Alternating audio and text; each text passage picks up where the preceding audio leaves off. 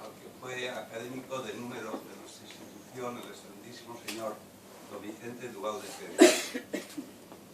Encargado de la laudación de la misma va a ser el también académico y profesor de esta universidad, emérito, el doctor Víctor Smith Ágreda. Yo quisiera, en primer lugar, indicarles que tanto el excelentísimo señor rector de nuestra universidad, el profesor Esteban Morcillo Sánchez, como también el presidente de la Real Academia de Ciencias Veterinarias de España, el doctor Arturo Amadón Navarro, han excusado su presencia y han rogado que les transmita su pesar por la pérdida de don Vicente Duvalde. También quería decirles, verán ustedes que hay un puesto que no está ocupado en nuestra presidencia, que el académico y vicepresidente de las Cortes, el doctor don Alejandro Juan de Mora, va a acudir, aunque ha pedido excusas porque está en otro acto en estos momentos, ya que él quiere rendir homenaje a que fue también su amigo Vicente Duvalde con unas palabras. Por lo tanto, vamos a empezar el acto y si el doctor Alejandro Juan de Mora se retrasara, pues haría yo también mi comentario y recuerdo necrológico y le dejaría a él para que clausurara el acto. Pero él me ha asegurado que entre las 8 y las 8:15 estará entre nosotros. Por lo tanto, yo pediría al profesor Víctor Smith Ágreda que en primer lugar diera lugar a la laudación de fallecido.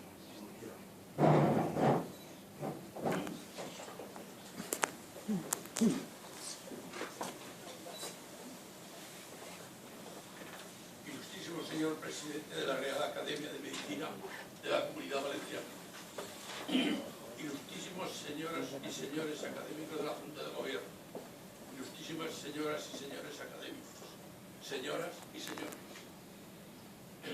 quiero desde aquí agradecer a la Real Academia el haber pensado en mi persona para expresar la sesión necrológica de nuestro compañero, el excelentísimo señor doctor don Vicente Duvalde Pérez, catedrático numerario de Ciencias Naturales de los Institutos Benlliure y de San Vicente de Valencia, del que fue nombrado director.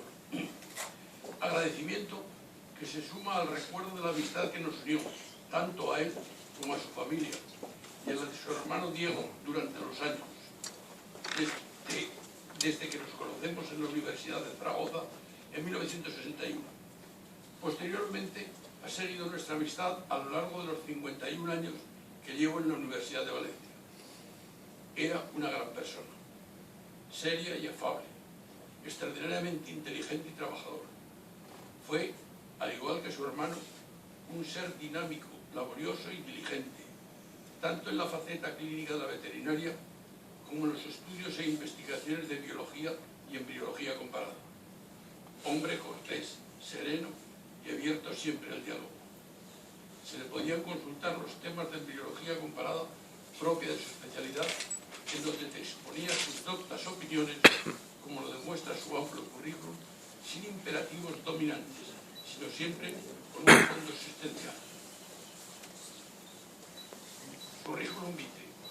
Posee un currículum vitae que, por su amplitud, me veo obligado a exponerlo en una sinopsis, aunque, al analizarlo, se observen en él unas líneas de investigación amplias en sí, pero concretas y muy austeras en la valoración de los resultados. Sinopsis del currículum vitae. Nace en Villarreal, Castellón, el 9 de noviembre de 1923. Se licencia en veterinaria en la Universidad de Zaragoza en 1947. Es doctor en veterinaria por la Universidad de Madrid con sobresaliente cum laude en 1953. Desempeña los cargos de director del Laboratorio Pecuario Regional Murciano y luego de las jefaturas provinciales de ganadería de la Ciudad Real, Teruel y Valencia. Ingresa por oposición en el cuerpo de catedráticos de número de instituto, iniciando su carrera docente en el Instituto Ibáñez Martín de Teruel, donde renueva el Gabinete de Ciencias Naturales. Organiza excursiones de orientación naturalista con los alumnos para enseñarles a recoger plantas, minerales y fósiles como material básico para iniciar trabajos de investigación. Es jefe de la sección de Ciencias Naturales del Instituto de Estudios Forenses del Consejo Superior de Investigaciones Científicas. Es profesor en los cursos de Instituto de Formación del Profesorado.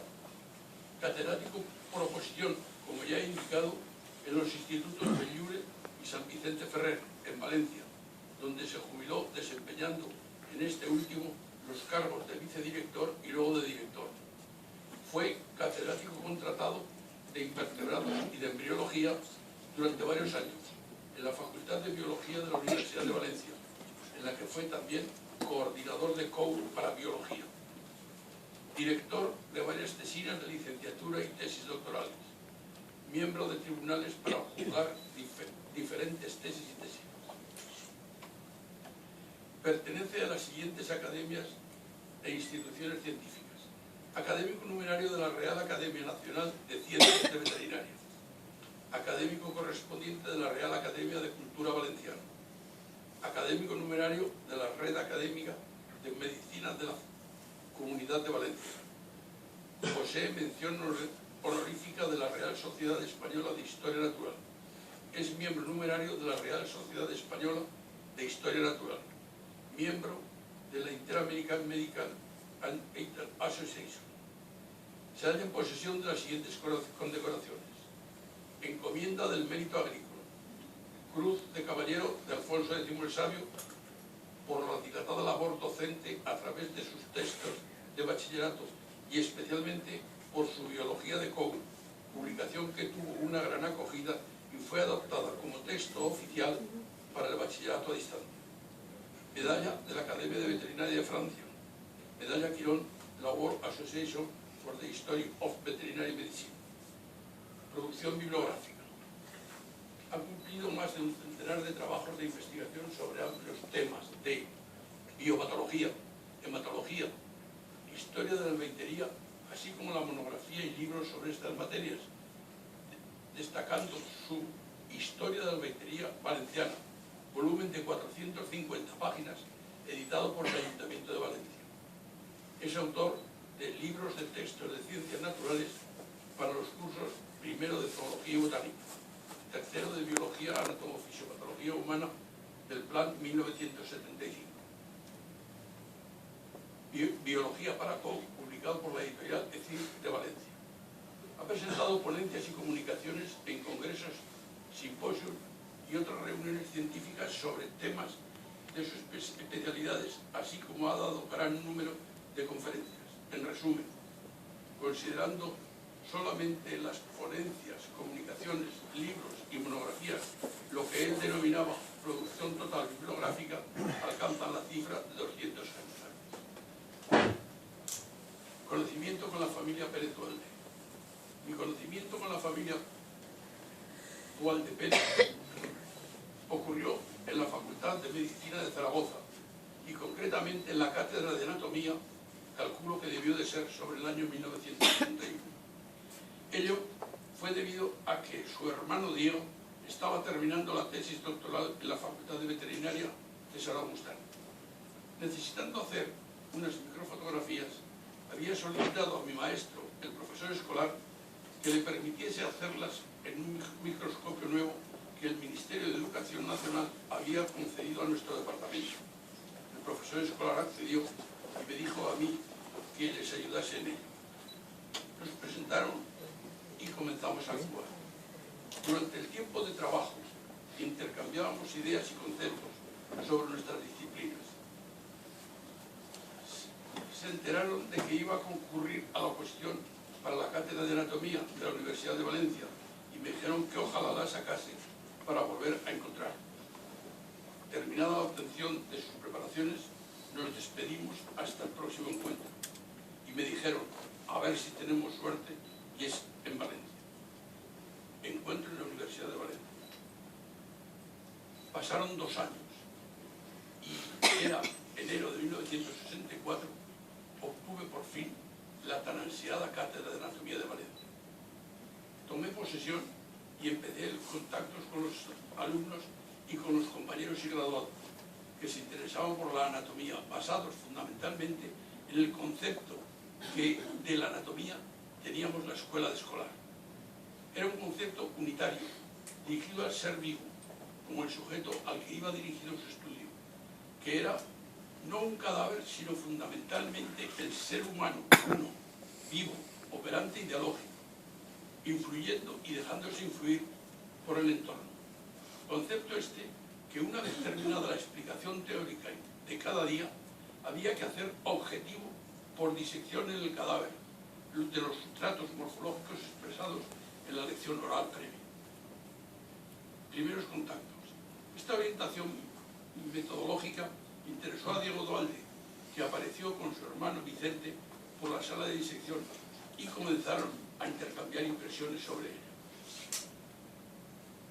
Me llamó la atención el hecho de que tanto un hermano como otro eran amables y además exponían sus ideas de una manera dialogada, sin imperativos doctrinales.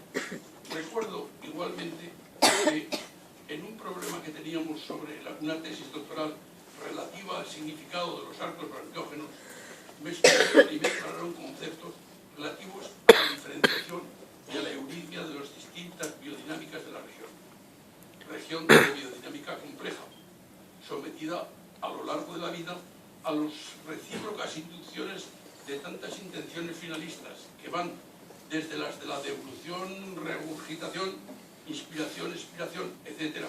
Y finalmente, gracias a la modulación de la fonación, a la más intelectiva en la especie humana, la de la articulación de la palabra, debida a las inducciones del gen FOXP2 en nuestra especie.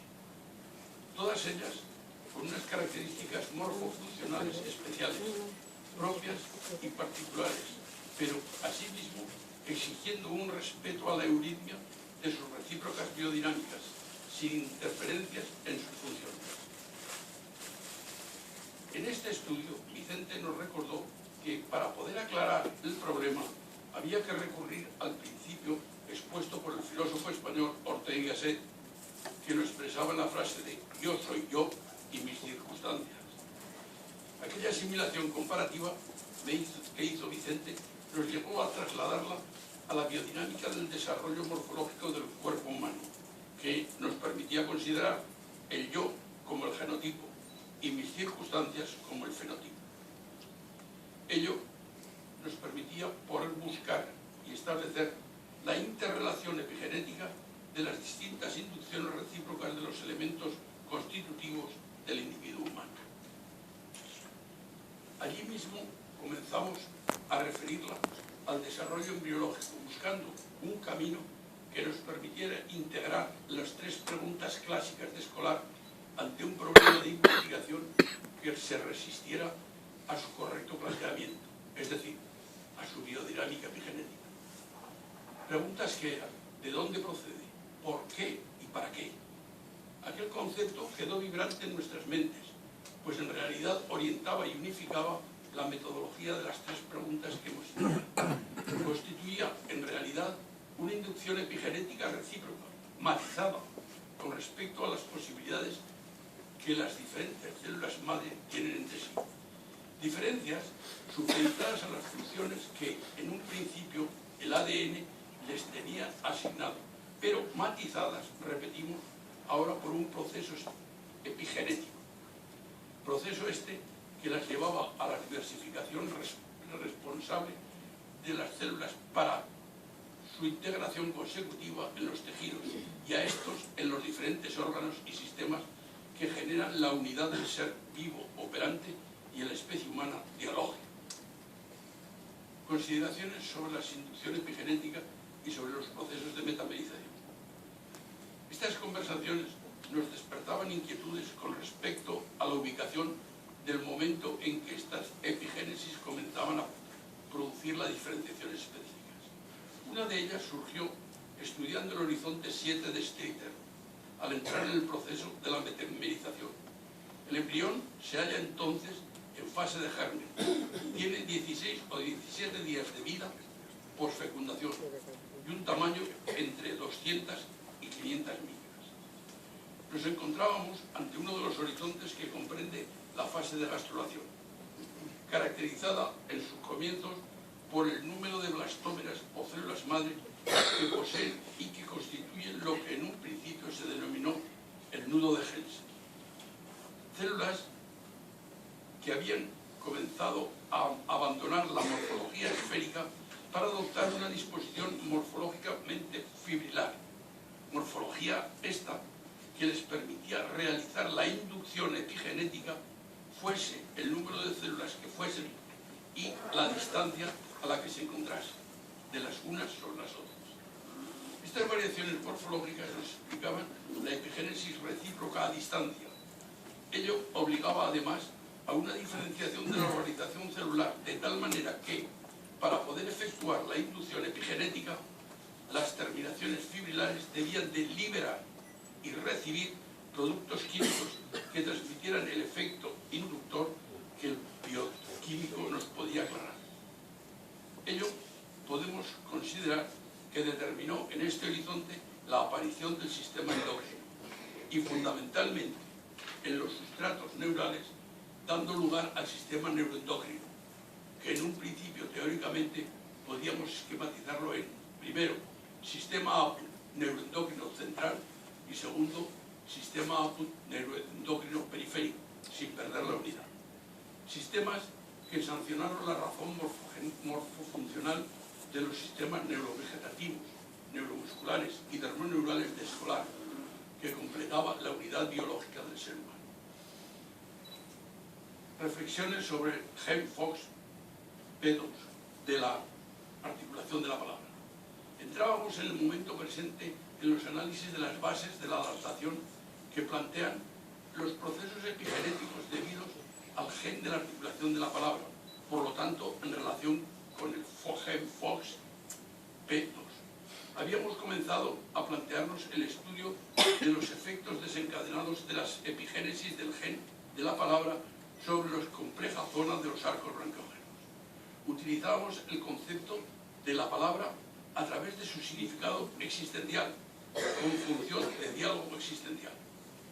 Lo primero que llamó nuestra atención fue el hecho de que, cuando el gen de la palabra comienza a actuar, era el momento evolutivo en que solo quedan en el cuello del embrión restos del mesodermo vegetativo que pertenece psicológicamente al territorio del intus, es decir, del que da lugar a las paredes viscerales que se sienten pero no se conocen. Es decir, el momento en que prácticamente el mesodermo somático ha sido utilizado en su totalidad para las diferenciaciones epigenéticas de los huesos del cráneo y cara y sistemas neuromusculares del cuello. Para que sea conocida su inducción, el gen tiene que incitar el proceso epigenético sobre los elementos celulares capaces de incorporarlo al esquema corporal del consciente. Lo hace y utiliza los restos del mesénquima vegetativo al que consigue diferenciar parte de los músculos de los sistemas del facial, del hipogloso, del trigémino y del deglutor, en los músculos más inteligentes del organismo, para conseguir la fonación de los sonidos F, M, N, ñ, B, P, V, etc. E incluso la R, que exige un aprendizaje especial, pero que todos los humanos, si se les enseñase, podrían pronunciar. Esta inducción epigenética alcanza al telencéfalo, dando lugar no solamente a la reproducción del sonido, sino a dar significado a la emisión de estos sonidos, es decir, a la palabra. Inducción esta que va a ser la base del diálogo, característica específica de la especie humana, pues ello nos permite intercambiar de manera sencilla nuestras ideas. Estas charlas nos llevaron a intercambiarnos diálogos sobre los conceptos y consideraciones de tipo filosófico y hablamos del ser humano. Analizamos el hecho de que el factor de formación psicológica influye en la manera de utilizar la palabra, y para no extendernos más, expondremos sucintamente los niveles que considerábamos según el control de su uso, que su uso hacía de ella. había, según el uso, a nivel racional, la palabra como comunicación. Segundo, la palabra como discusión. Tercero, la palabra como debate. Cuarto, la palabra como deliberación. B, a nivel trascendente, la palabra como diálogo.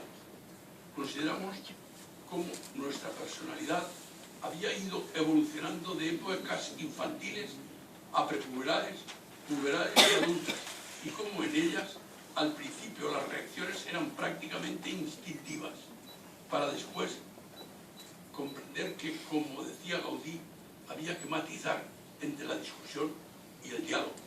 Para este autor, para Gaudí, de la discusión no sale la verdad, sino la soberbia.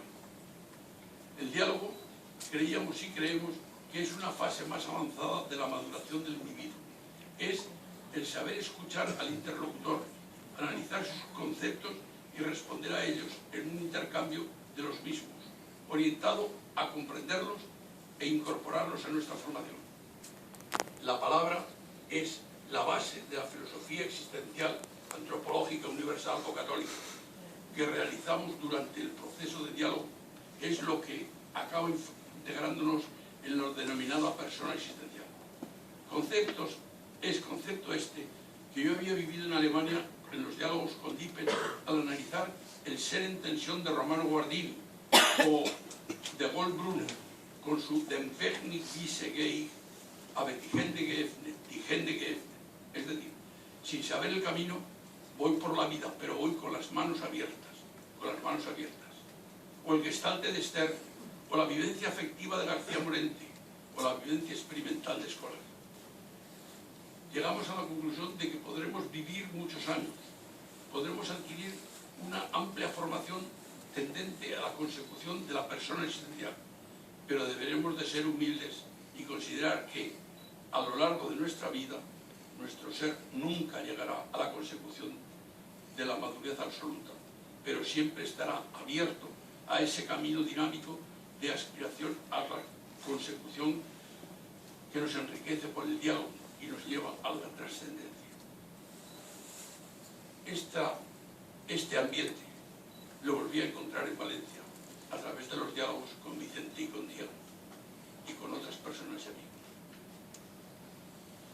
Pasaron los días, los meses, los años, y hoy me encuentro ante un momento igual al de hace poco tiempo, en que tuve que despedir a Diego de la sesión necrológica. Y como ya he dicho, me encuentro en que tengo que hacer lo mismo con Vicente, dos de mis mejores amigos, con los que trabajamos e integramos nuestros conceptos en los diálogos, que nos llevan al recuerdo bíblico de al principio era la palabra.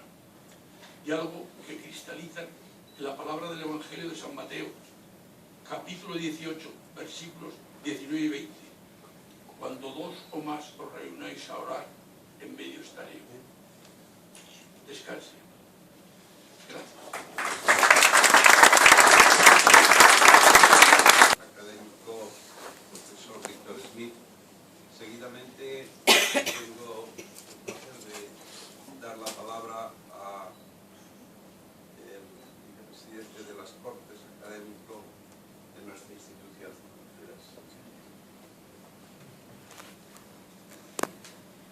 Muchas gracias, excelentísimo señor presidente de la Real Academia de Medicina de la República Valenciana y Ciencias Afines, señores académicos, señora académica, dignísimas autoridades, querida familia de don Vicente, señoras y señores.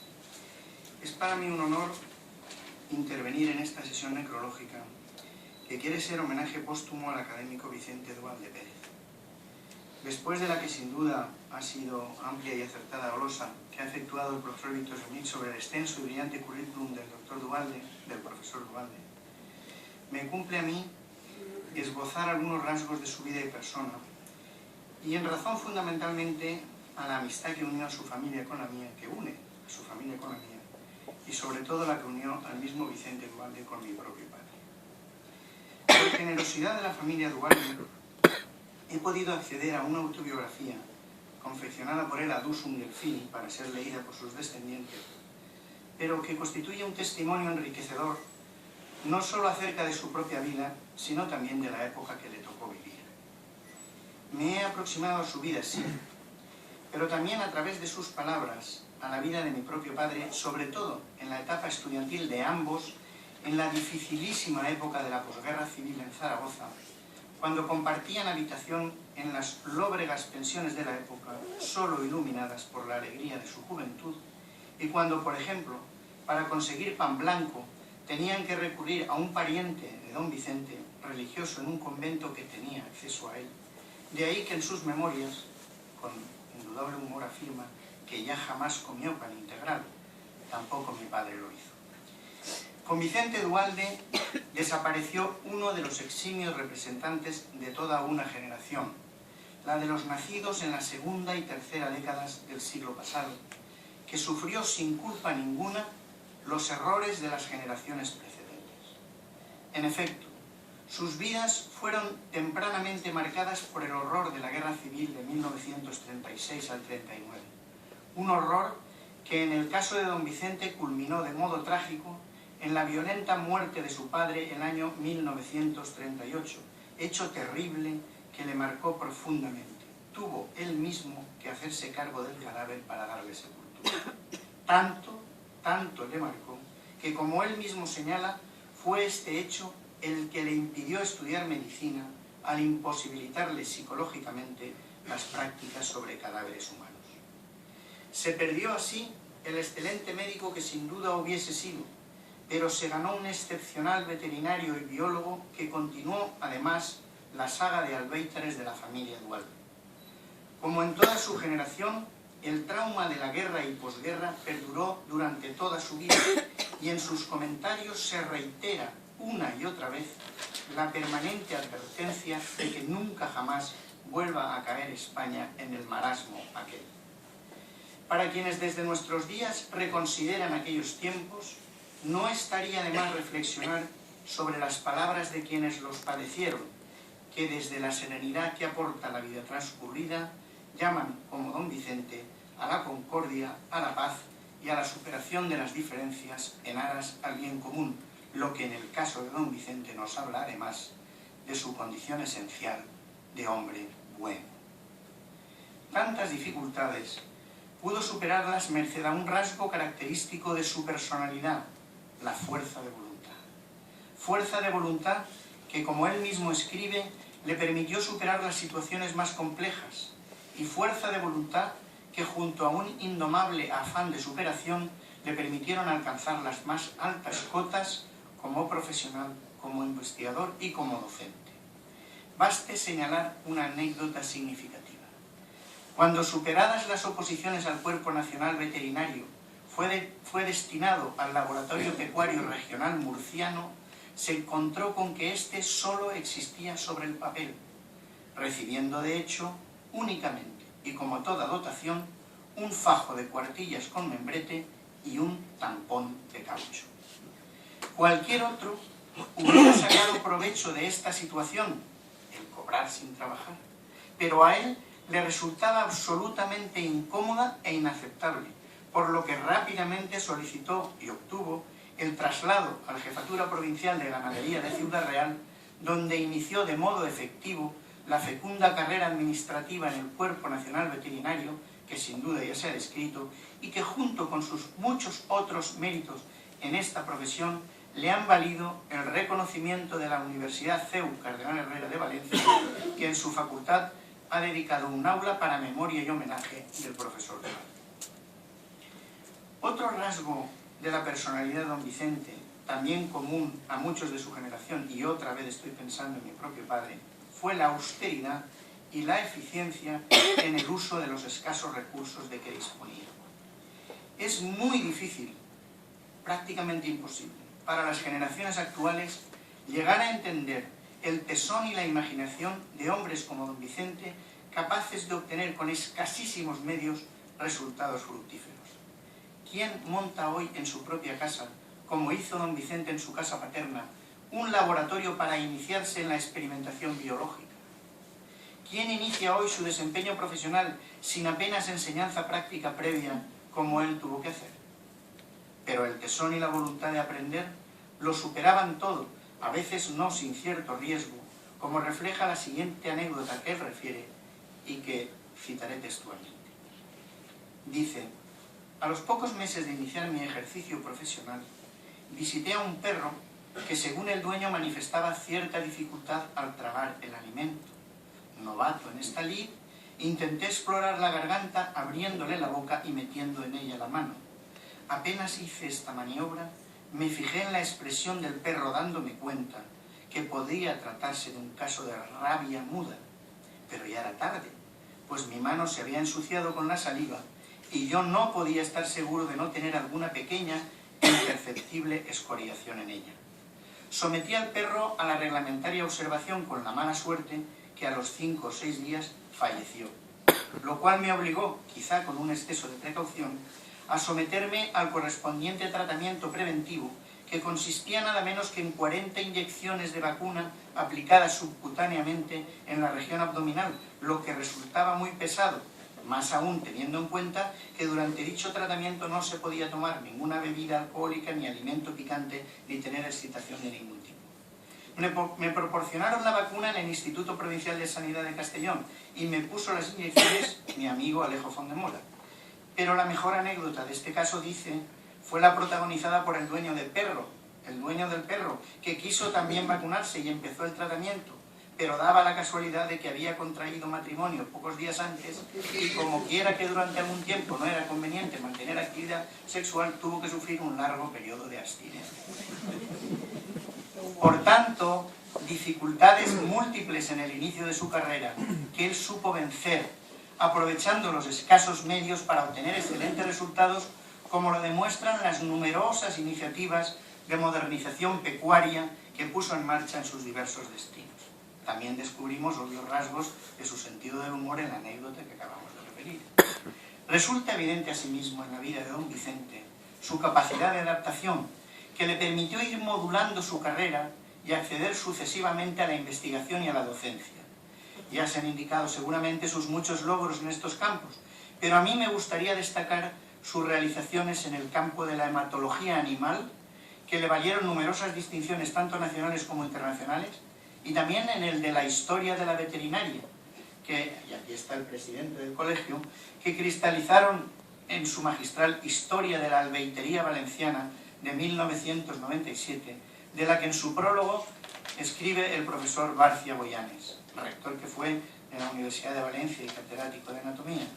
Su lectura ha de ser no solamente interesante, pero también de la mayor utilidad para los profesionales de la veterinaria, curiosos de conocer la historia de su disciplina, pero no solamente a estos, sino a toda persona culta deseosa de conocer la historia del Reino de Valencia en un aspecto fundamental como fue la organización gremial, que por supuesto trasciende de los límites geográficos que constituyeron el objeto de la obra y nos acerca a lo que con las naturales variantes locales ocurrió en toda Europa.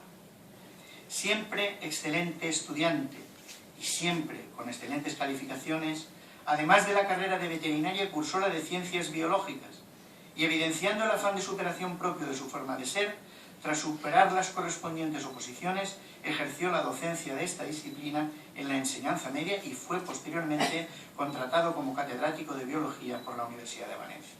Pero además, y como expresión de su temperamento perfeccionista, confeccionó libros de texto de ciencias naturales para BUP y CO, que le valieron un reconocido prestigio en toda la geografía española. Cuando mi esposa y yo vivimos en Canarias, donde ejercí como profesor de patología general, ella era profesora de enseñanza media y me hablaba de los elogios que sus compañeros de ciencias naturales le hacían del Dualde, lo que a mí naturalmente me llenaba de orgullo, porque siempre es satisfactorio asistir a los triunfos de un paisano, salvo que se sea envidioso, lo que no es afortunadamente mi caso.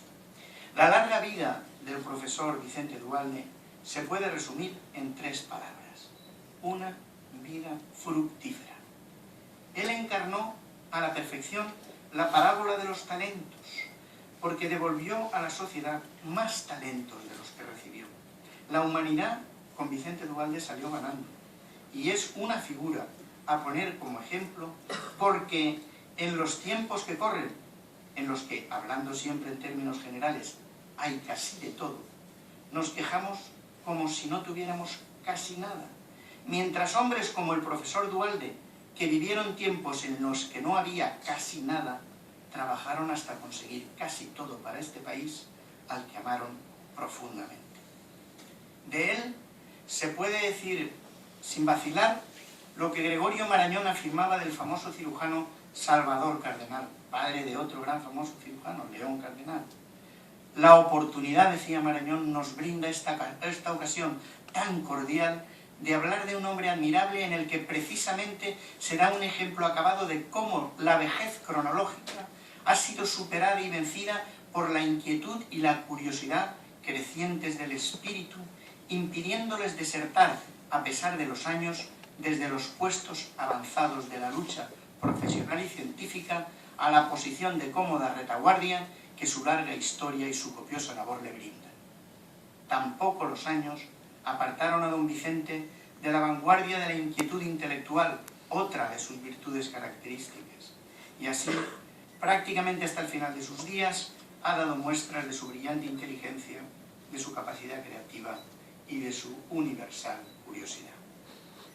Y dejo para el final el rasgo fundamental sobre el que el profesor Duhalde, el villarrealense Vicente Duhalde, ha cimentado su vida. Me refiero al amor a la familia.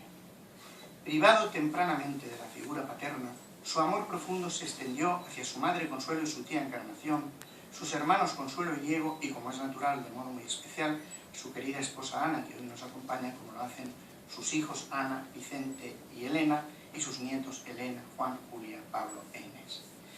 Vicente escribe esto al final del relato de su vida. Tanto Ana como yo hemos procurado educar y ayudar a nuestros hijos en sus estudios y en la vida, inculcándoles el espíritu de trabajo y de estudio, sacrificándonos cuanto ha sido necesario. Y concluye, creo que hemos logrado nuestro objetivo, puesto que los tres son excelentes personas. Y digo yo, excelente esposa, hijos y nietos, sí, de una excelente persona, de un excelente docente, investigador y funcionario público. Él está ya, junto a mi padre y casi todos los amigos de su generación, viviendo en la eternidad. Sin duda allí le llegará a Vicente Duhalde el eco de este homenaje que la Academia rinde a quien tanto le honró y el testimonio de amor de quien tanto le quisisteis. Muchas gracias.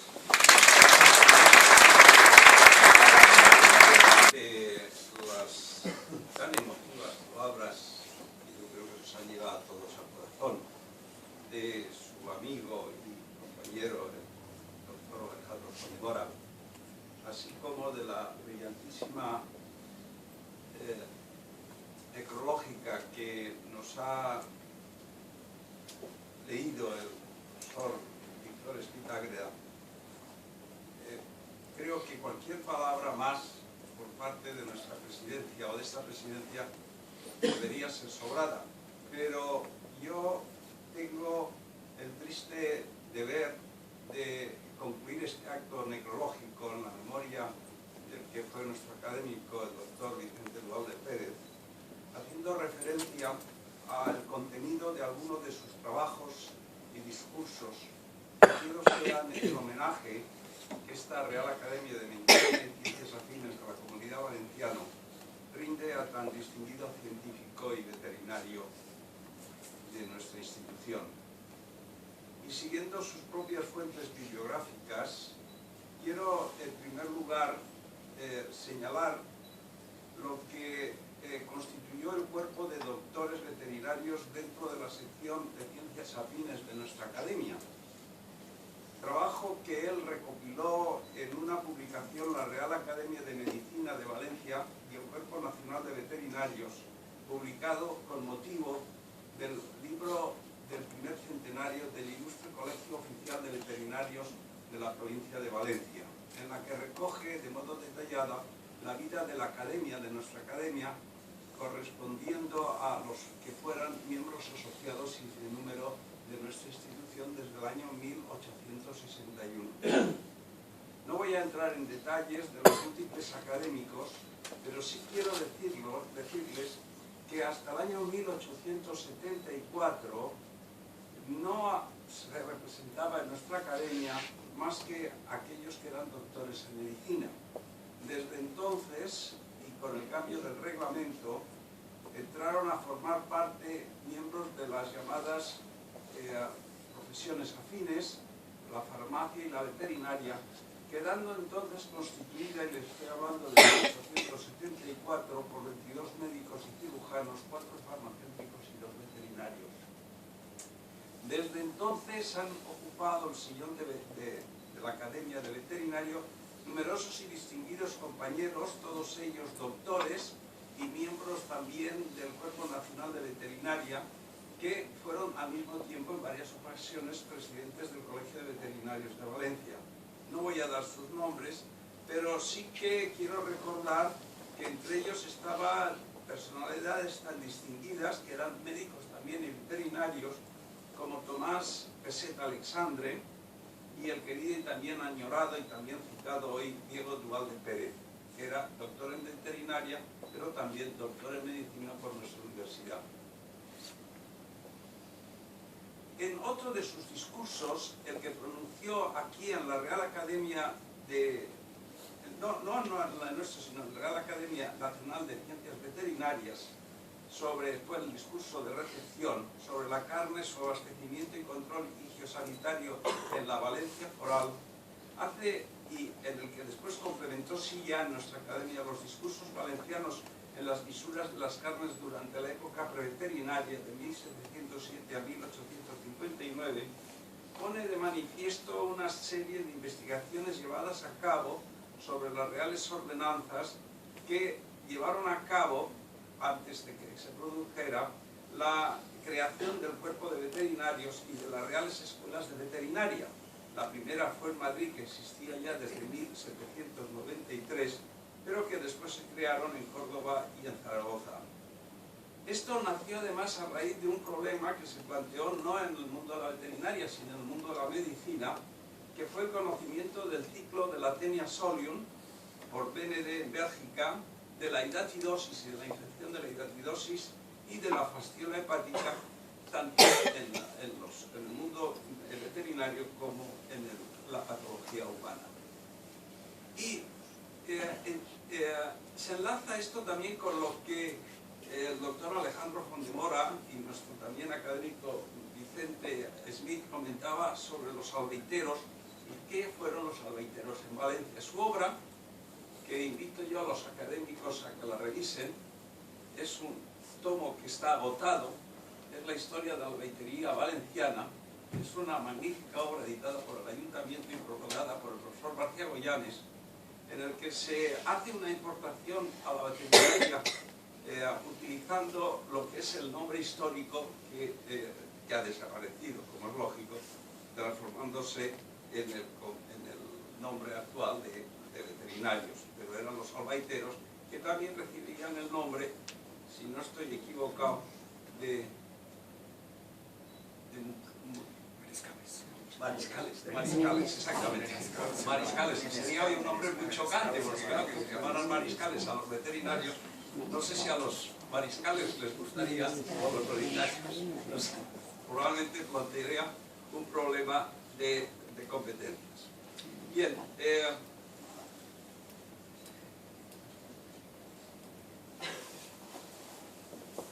finalmente quisiera hacer unas reflexiones en torno a los conceptos de anatomía comparada, que fue el motivo de su entrada en la Real Academia y en las que condicionó una serie de revisiones sobre lo que era el concepto de la ontogenia y su relación o su evolución, mecanismos evolutivos filogénicos, tomando como punto de partida la teoría de Lamarck sobre la herencia y la adquisición de los caracteres, en términos de que la función crea el órgano que es necesario para realizarlo, el uso lo perfecciona y el desuso le entra a entrar en regresión y hasta desaparecer.